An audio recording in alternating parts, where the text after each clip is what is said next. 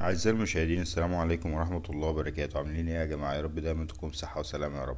الفيديو بتاعنا النهاردة هنتكلم فيه عن بعض العملات التذكارية اللي معمولة من الفضة، وعايزكم تركزوا جامد أوي في كميات السك عشان تعرف الندرة اللي في ايديك أو قيمة الحاجة اللي في ايديك دي. ما تروحش تبيعها لي ب300 400 جنيه 500 جنيه وتبقى فرحان في الفلوس ان هي جابت لك 500 جنيه. انا في ناس كده يعني بيقول لك 500 جنيه احسن من ما فيش وهي قاعدة جنبي. انت فاهم الفكرة؟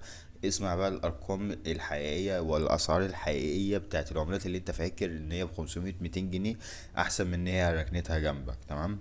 الله، بس قبل ما نبدا نصلي على سيدنا النبي محمد عليه افضل الصلاه والسلام. وتكون اول عمله معانا النهارده ال25 قرش بتاع قناه السويس، معموله اصدار سنه 1956، معموله من ماده الفضه. الوزن بتاعها 17.5 جرام، وكمية السك بتاعتها أهم حاجة كمية السك في أي عملة. تمام؟ 258 ألف قطعة، لأن الندرة هي اللي بتحدد الأسعار. كمان الأنصر، الحالة الجيدة، الحالة الرديئة برضو بتحدد السعر. بس أهم حاجة فيهم كمية السك، ثم المادة، ثم الحالة بتاعت العملة. تمام؟ سعر الأنصر ب5000. أنا قلت كمية السك ب258 ألف قطعة. تمام؟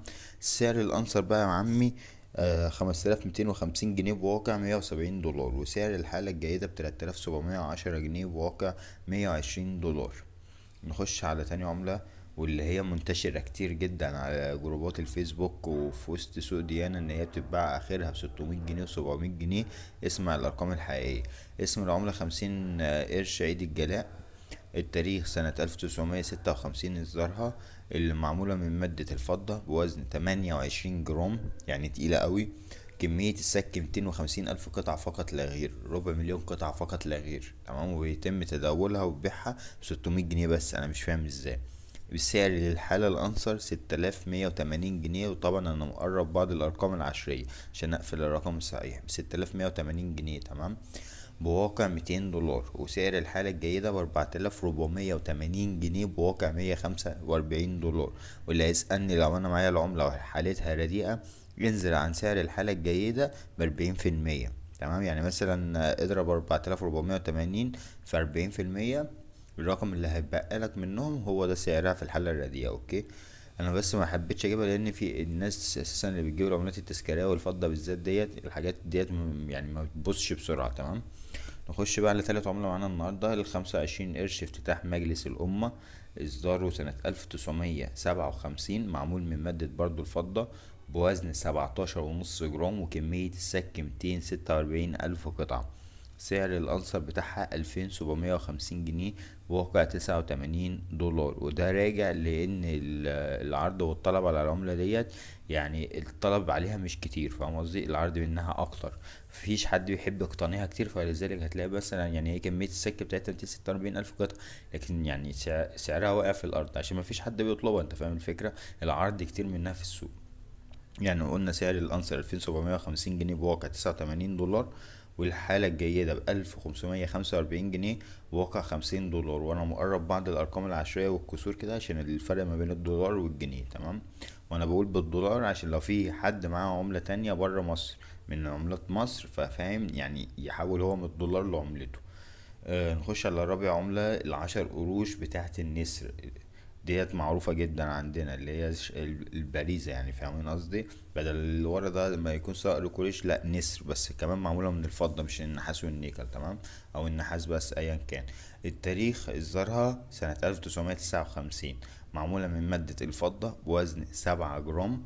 كمية السك نص مليون قطعة. هشوف بقى مع ان كمية السك نص مليون قطعة، الا ان العرض والطلب عليها، الطلب عليها كتير. فسعر الأنصر بتاعها بيوصل ل3400 جنيه بواقع 110 دولار. انت شفت الفرق؟ مع ان اللي قبلها، اللي هي كانت 25 قرش افتتاح مجلس الأمة، كانت 246 ألف قطعة بس، يعني نص العدد ده بس. كان سعر الأنصر ما يكملش 2750 جنيه. انت فاهم الفكرة؟ هنا بقى سعر الأنصر 3400 بسبب ان الطلب عليها شديد. تمام؟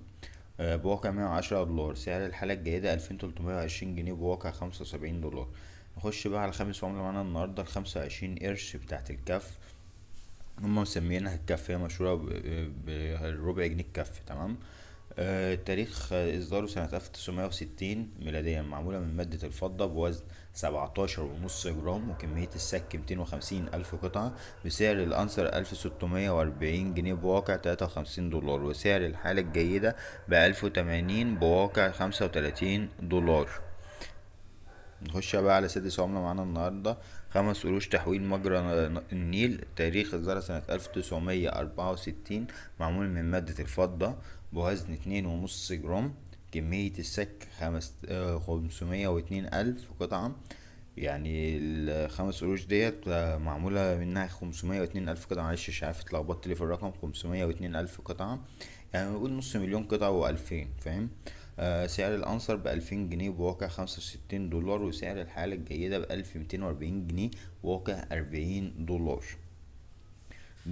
دي عملات برضه عليها الطلب، عشان لو تبقى واخد بالك يعني، هي وزنها ما يكملش 2.5 جرام، وحاجة خفيفة، بس سعرها واصل ل2000 جنيه. انت كده تعرف ان الحاجة دي عليها الطلب. انت عارف لو هي مش عليها الطلب وكمية السك ديت والوزن القليل دوت، ما هتلاقيها ما كملتش ال60 بتاع ده، قصدي اللهم صل بينا على النبي، ال30 40 دولار بالكتير. انت فاهم الفكرة. سعر الحالة الجيدة ب1240 جنيه بواقع 40 دولار. نخش بقى على سابع عملة معانا النهاردة، على 10 قروش بتاعة تحويل مجرى نهر النيل، التاريخ إصدارها سنة 1964، معمولة من مادة الفضة بوزن 5 جرام، وكمية السك بتاعتها 502 ألف قطعة برضو، بسعر الأنصر 2470 جنيه بواقع 80 دولار، وسعر الحالة الجيدة 1670 جنيه بواقع 55 دولار. نخش بقى على تامن عملة معانا النهاردة، العملة 25 قرش، تحويل مجرى نهر النيل، تاريخ إصدارها سنة 1964، معمولة من مادة الفضة بوزن 10 جرام، وكمية السك 252 ألف قطعة، بسعر الأنصر يصل إلى 4635 جنيه. وهنا اللي بقولك يصل عشان خاطر الأسعار متضاربة خالص، تمام. في عملات يعني، في ناس منزلينها بسعر التراب، وفي ناس داخله مزايدة على واحد في الاكونت بتاعه بارقام خرافية اعلى من الارقام اللي انا كاتبها دي، تمام. الفكرة هنا بترجع ان هو ايه، على حسب قوة الايميل اللي بيبيع، يعني الراجل ده موثوق قد ايه، فاهم. فممكن يكون المزايدين او واحد عامل لعبة زي العملة بتاعت الاتنين بنس بتاعت الملكة اليزابيث كده، وعامل لعبة على الناس عشان يبيعها بسعر غالي، فاهم. فانا ما اعتمدتش الرأي بتاعه، ولا اعتمدت المزايدات اللي على العملة بتاعته، ولا اي حاجة. رحت شفت الناس عادي بتزايد بطريقة طبيعية ونمط طبيعي، ما فيش مزايدات اوفر على العملة، يعني مش كل دقيقة الاقي واحد بيتزود، انت فاهم الفكرة. اللي بيزودوا مزايدات دي بيبقى فيها ليهم طريقة منطقية كده، اللي هو مثلا كل يوم، او مثلا كل مثلا مش عارف 4 ساعات 5 ساعات هتلاقي واحد عمل مزايدة، ويرفعوا كمان ايه، بيرفعوا بالسنتات، ما يرفعوش مثلا بال1000 دولار، فاهم. التانية اللي انا شفتها دي كانت معدية ال20 ألف جنيه، فانا اللي هو برضو ما اقتنعتش بالهبل ده.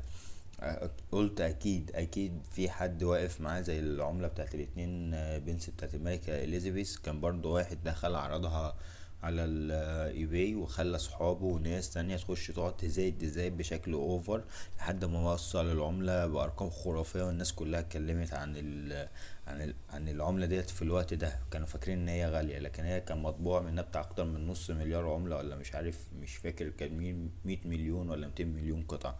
انت فاهم الفكرة. فانا ما اعتمدتش الرأي، وجبت الرينج المتوسط ما بين الاسعار المعروضة، تمام. سعر الانسر بتاعها 4635 جنيه بواقع 150 دولار، وسعر الحالة الجيدة ب3090 جنيه بواقع 100 دولار. نخش على اخر عملة، ال50 قرش، تحويل مجرى نهر النيل، تاريخ إصدارها سنة 1964، معمول من مادة الفضة بوزن 20 جرام، وكمية السك المسكوكة 252 ألف قطعة فقط لا غير، بسعر الأنصر 5315 جنيه بواقع 172 دولار، وسعر الحالة الجيدة ب3955 جنيه بواقع 128 دولار.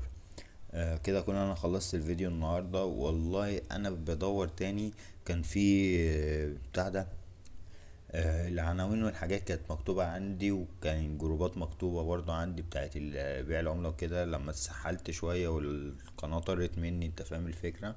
فاللي هو نسيت الكلام ده، والحاجات دي اتحذفت من التليفون، بس ان شاء الله اعرف اجيبها لكم تاني وانزلها لكم في الوصف بتاع كل الفيديوهات تاني ان شاء الله.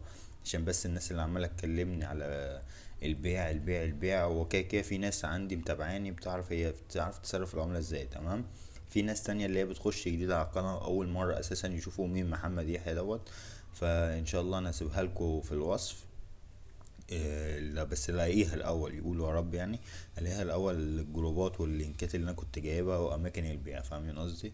السلام عليكم ورحمة الله وبركاته.